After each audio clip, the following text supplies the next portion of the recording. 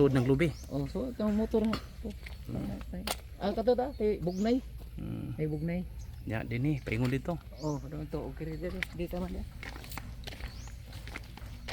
Mo na magtungon ang frontage kay bisod ang kuno kato agloyo ag katong yung liga. Tama na ni Tiagbasan.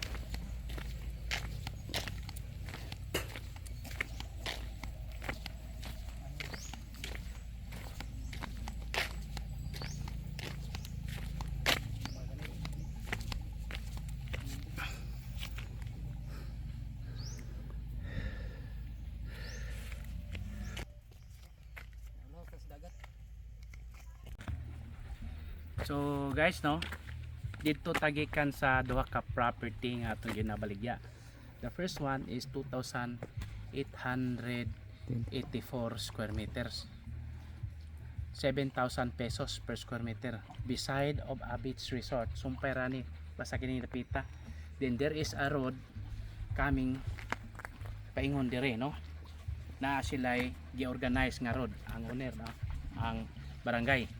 Then the other one, parihara sila mga tag-iya katong 800 square meters kapin, portion na siya, mga 1 point something, 1,600 na kapin or 1,700 tungaon.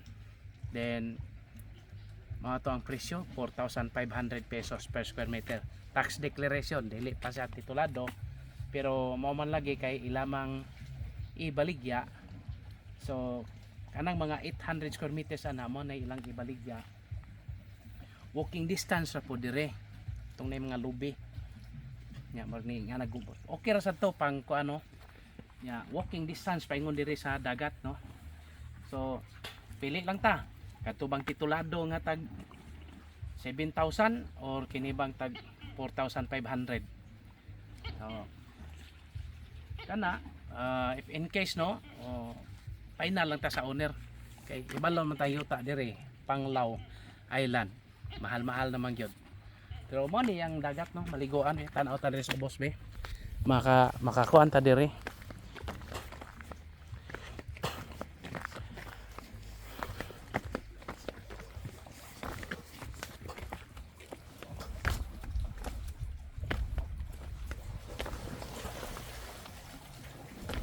So pwede ta maligo dire. Pwede po ka manginhas. So, ani, this is part of Panglao, Barangay Tangnan. Bilisan. Sorry, malipat di ko. Bilisan na yung akong amigo, taga Bilisan mo gani akong amigo. Guys. Yan, istorya to. Balik ko na to, no. 2,884 square meters at 7,000 pesos per square meter, beside of a beach resort, no. Kilid sa beach resort.